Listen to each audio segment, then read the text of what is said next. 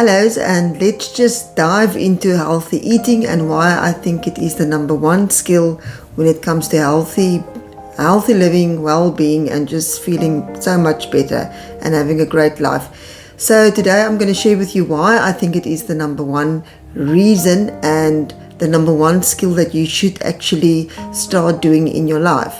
With my health journey that started more than 11 years ago, I actually implemented various different diets and experimenting with them, and with most of them, and even with small changes that I made in the kitchen, I actually experienced a huge improvement in my health. I used to have lots of headache. I used to have sore hands. Used to have sore feet. I went through a stage where I was definitely not feeling myself and not having a lot of energy, and a long list of symptoms in my health, a lot. So I'll be sharing with you some practical steps how to do it, and I'm going to see you in my kitchen just now. I actually went through a very bad stage in my health, and although I experimented with many different types of diets on my health journey that started 11 years ago, I actually did experience a lot of improvements, although I didn't get it right, but just because of changes that I actually made in my diet and my family's diet and the way that we were living. So one of the first things that I want to get into that we actually stopped buying was junk food, and especially junk food takeaways, because we were very busy people. My husband had a business, I had a business, I had a child in school. We were very busy, and many of our meals we would actually opt for either eating out or buying takeaways.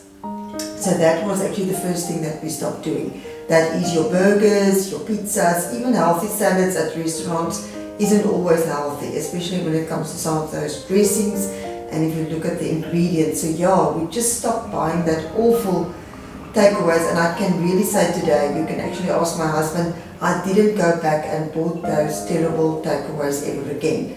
Then the other things that actually also count for junk food is your chips, your chocolates, your cookies, sweets. Those things are on the list of the most highly addictive foods, and they are so bad for your health. And the thing is, you know, with a diet, the best way is actually to get a more healthy alternative. But the thing is, initially one is very addicted to the crunch, the things that's actually fried in oil, the crunchiness, the sugars. There's so many things that we are addicted to, and we actually have to retrain our gut to actually be happy with simple foods. So definitely to go back, number one is to stop buying junk food takeaways, and then to swap those awful cookies and chippies and chocolates and sweets and treats that we think are so amazing with more healthy options. And there's actually today so many recipes on the internet, much more than when I started 11 years ago, and there's actually more healthy options to buy also. So definitely to do that. And then number three would be to actually start using your kitchen. You know, people actually have beautiful designer kitchens, and then they don't use it. I was actually one of them, that I would buy food and come eat it in my kitchen. Our kitchens are actually there to prepare food in. And yes, it does take time, but the thing is, you can actually learn fast, easy ways how to do it, and that will definitely improve your health, because if you cut out what's bad for you, you're going to lower inflammation, and when you actually eat healthy foods, you're going to boost your immune system, you're going to give your body nutrients that it actually needs, and it's not in that fight or flight mode all the time. So we all know that veggies and fruits are good for us, so just start adding it to your meals, even if your meals isn't perfect yet. It's just to add more raw veggies, and especially I can give you a tip. My son was actually 12 years old when we started eating healthy. It's a very challenging age to start fiddling with their plates. Don't make a big fuss of it. You're going to buy the things, and they are going to eat what is in the house, and you set the example, and they might not be willing to try all the things that you're doing. It took my husband many years, although they did a lot of the changes because there was no other options in the house, But when they would go out, they would still maybe not make the wisest choices, but eventually they will get to it. It is so that when you equip yourself, you increase your knowledge, you are motivated by that, so you understand why you are actually making all these changes. So be patient with them, just set the example, and it's more important is the direction that you're going in than getting it perfect. The most improvement without setbacks actually came when I went on 100% anti-inflammatory protocol, plant-based. But a couple of years ago prior, so 5-6 years ago, I also went on a plant-based journey, but didn't experience 100% the same level of health, and I think it was just because the anti-inflammatory protocol is just a bit of a nudge up, it's just a bit more restrictive. For instance, it doesn't do gluten. I can really say, because of my sinus problems I also had, definitely this has been the best way for me to eat, and I'm going to stick to it. I love it, and I love the way that I feel. So obviously I'm also going to promote a plant-based protocol because I've seen the results that it actually gives people, especially people that is suffering with inflammation, which actually includes most of us, because most people don't actually realize that even a headache is a sign of inflammation. But when it comes down to whole food living, that is what I'm actually promoting. It's not just vegan, because vegan can still include a lot of processed foods. I eat plant-based, so that means I only eat plants. That includes, this is for example, a gluten-free grain is quinoa, that most people actually know. This you can see is a whole food. So that is what we mean when we say we eat whole food. So when we cook, that is actually our carb, part of our meal. Then we've got a legume here, which is actually a combination of proteins and carbs. And just to touch on that protein note, people are obsessed about proteins because of all the brainwashing. People actually are not protein deficient. You know, they're deficient to specific nutrients and other things. The deficiency of not eating enough fruit and vegetables, not actually protein. They say actually that people that get enough kilojoules in a day, they actually also get in a lot of protein, enough protein, because there's also protein in a lot of vegetables. Then we get nuts and seeds. Here is, for instance, my flaxseed that I eat every day. This is organic flaxseed, and I actually keep it in the freezer, and I mull every morning. This is part of my breakfast meal, so I have that with every breakfast. Just to show you, this is not all that we eat, but it's just one of every category. This is also like a buckwheat. This is something that I buy that is processed, but the only ingredient of this product is buckwheat, because it's soaked and sprouted and then it's dried. So it just makes it easier for me when I quickly need a carb in a meal. I can actually use this. This is from Earthshine. Then I also use limited amounts of honey. Initially, when I started my journey, I replaced all my sugar with honey, and that was like a lot of honey. That could be like several teaspoons a day, and that was also not so good when I look back. Today I would have like a teaspoon of raw honey, just so that I've got some prebiotic and my body actually converts it to probiotics. Then we use salt, we use herbs, we use limited spices, and here you can see is my favorite cream cheese that I make. So you can actually make lovely dishes. This is made with cashews, lemon, salt and water, and I've actually done this on my previous video demonstration.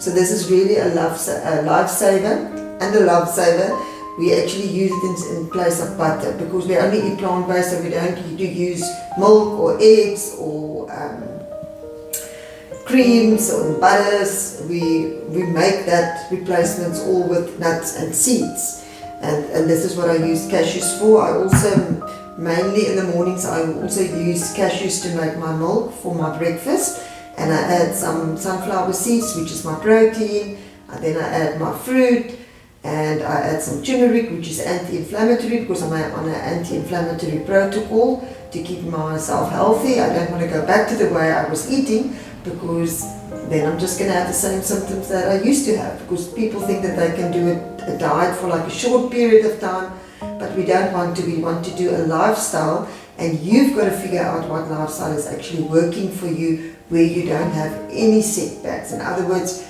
you don't feel refreshed and wonderful for a few days, and then one day you wake up with like a thick head and not feeling that well. That was what actually happened with me when I was still consuming animal products. And although I'm O positive, so I'm supposed to thrive on meat products, I'm actually doing much better on a whole food, plant-based diet, and I'm completely convinced that that is the way that I should be on, and that most people should actually be on to improve their health. So some of the pitfalls that I experienced is that I actually did fall for the trap of overusing supplements and all different types of health products. So I must really say, I don't know, I was completely brainwashed and I was on a lot of supplements. That is not healthy eating. Healthy eating you're gonna get right by eating healthy foods. Yes, there might be a documented reason why you need to use supplements, but I was just using supplements because I would read on some of the benefits, and I was using several supplements. I can actually say it was sort of almost like an idol in my life. I couldn't go anywhere with all my supplements. There must be a documented reason why you are actually using supplements.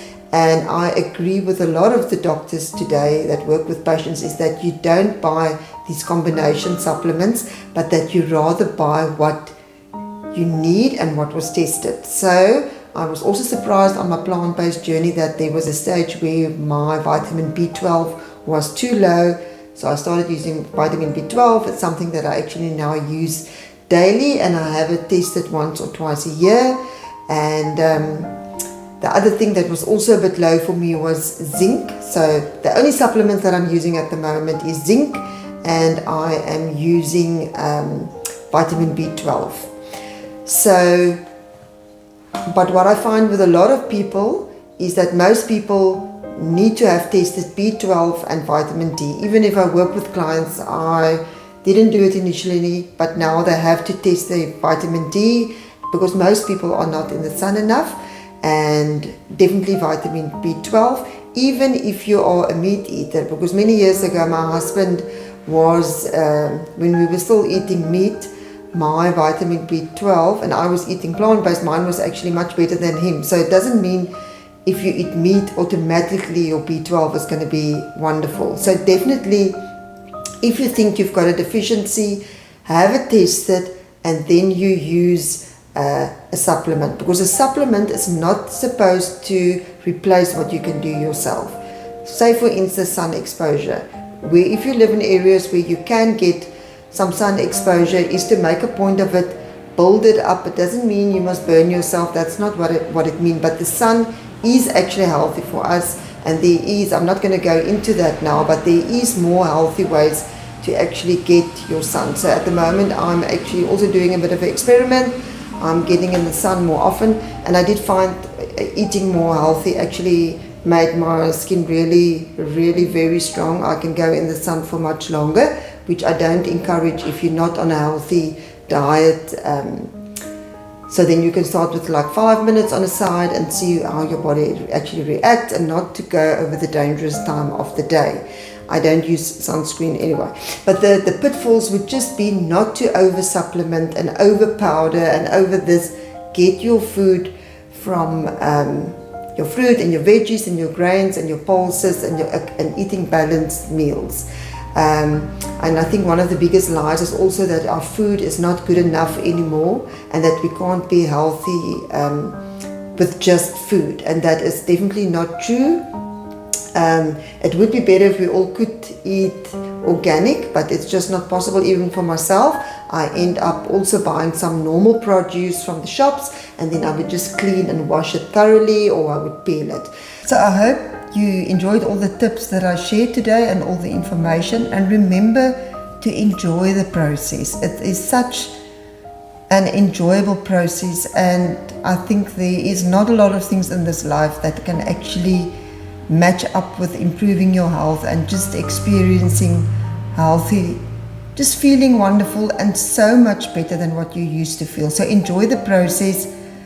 Don't worry if you don't get it right and perfect initially. You're not going to be. You're going to be bad at it. And when you look back in a couple of years' time, you're going to see that you didn't necessarily make the best decisions, but that it actually helped you in the process. And with every change, actually, you did improve your health. Your cells in your body is happy. And if you're healthy, then you're also going to be more happy. And what I found is that I have always been a very happy, a positive person, but my happiness it went next level. My anxiety disappeared and my health just improved. So enjoy the process.